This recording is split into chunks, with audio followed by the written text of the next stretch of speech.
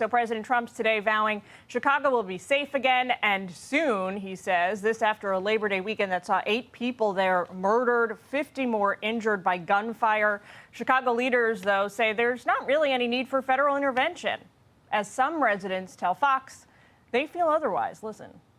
It's just getting worse and worse every day. Every day, you know, the local media, sometimes they report the crime for one day, and that's it.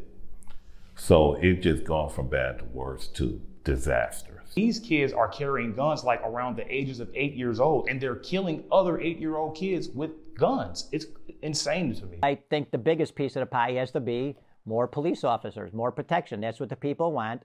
More visibility.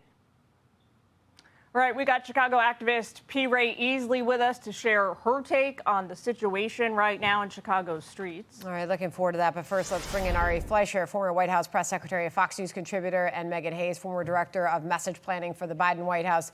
Good to have you both here. So, Ari, fair warning, as you know how it goes, we'll get straight to the White House as soon as we see and hear from the president. But meanwhile, the president has sent signals he's willing to come into Chicago and help fight this crime. But the Democratic leaders are still resisting. Do you see them ever changing their minds and asking the president for help? Well, Mayor Muriel Bowser of Washington, D.C. is a smart one here because she has actually talked about how much help the federal intervention in Washington, D.C. has been, how it's achieving the goals of reducing crime, reducing murder, reducing carjackings, particularly in the poorer wards of Washington, D.C. So what you've got are Democrats who are hung up on process. They want to be in charge of the cities, and it doesn't matter if it's been done well or poorly. Leave it to them, they say. Trump looks at it and says, it's a mess, crime is too high. We can change who's in charge. I just want better results. I think results matter a lot more to the people who are victims of crime than process. Meghan, you know, we saw this dramatic reduction in crime overall here in Washington, D.C. once troops were deployed. We saw a reduction even more dramatic in homicides over the first 12 days, with none occurring on city streets. But at the same time, we did see footage of National Guard troops spending days picking up trash, right? They're part of the Special Beautification Task Force. Is that what Americans want to see them spending their time doing? No, I don't think so at all. I think Americans overwhelmingly have said that they do not want the National Guard deployed into their cities, whether it's D.C., Chicago, Memphis, anywhere in the United States. They don't want that.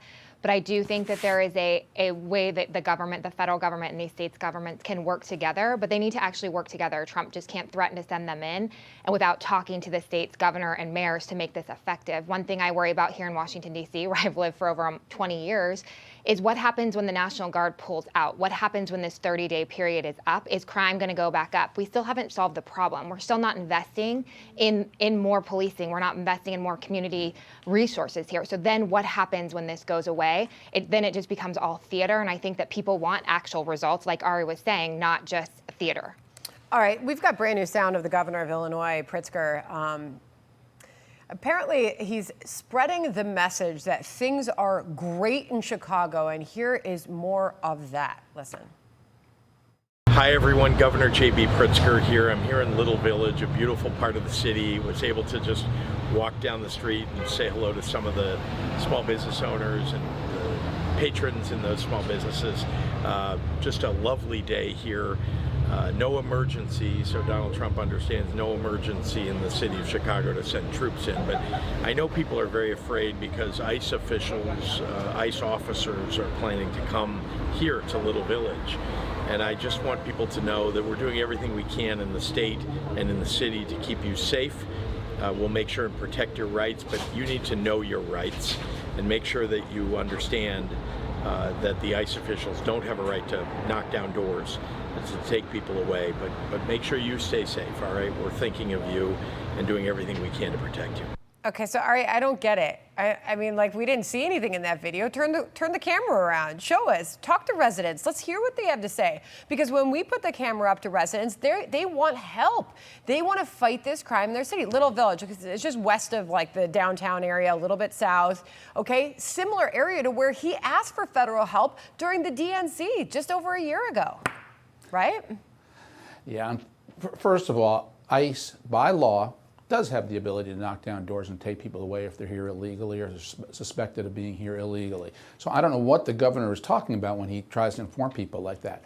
If you want to make people safe, stop being a sanctuary city. Stop being a sanctuary state. Enforce the law. Work with your federal partners. You were talking earlier about work with state and local partners. Work with your federal partners. Don't say to ICE, you're not allowed, we won't cooperate, we won't turn people over to you. Why wouldn't you turn somebody over if they're in America illegally, and especially if they were in America illegally and committed a second crime while they were here, having arrived illegally? So, this is the difference between red states and blue states in their approach to law enforcement. And the final point I'll make is it's not a question of investing more to get more police. Police aren't joining because they think the politicians don't have their back. That's why there's a recruitment crisis in law enforcement, particularly in blue cities. Red cities, the National Border Patrol, they're getting people to sign up because they know their leadership supports them and will let them do their job. That's a difference between red and blue. Megan, you're right to point out that folks are concerned about what comes after the Guard leaves these cities, after we see this reduction in crime. They head out elsewhere, and what happens here on Washington, D.C.'s streets. You mentioned that we're not investing in policing. That could be a potential long-term solution. Why are Democratic leaders around the country in several cities now rejecting the idea of more federal funding for police? I don't know that they are rejecting. I mean, Chicago and the state of Illinois invested $100 million, I think, just last year into more policing, into more community programs to help fight crime, and they're seeing results from that investment. I think it's just.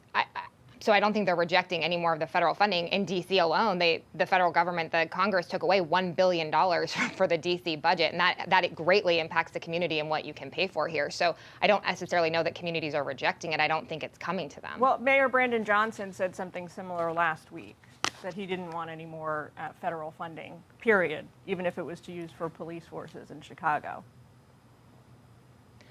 I'm not sure what the mayor is talking about. I think that most people in Chicago would actually take federal funding. I think it's the way that they are being threatened and the way that they are doing this is the problem here, right? If this is an ICE raid, if these are ICE raids and for immigration, just say that. Call it what it is. Don't act like you're trying to fight crime with the National Guard coming in when nobody wants the National Guard there. Everyone understands the immigration raids and everyone understands that, but let's not just call it what it is and be honest about it.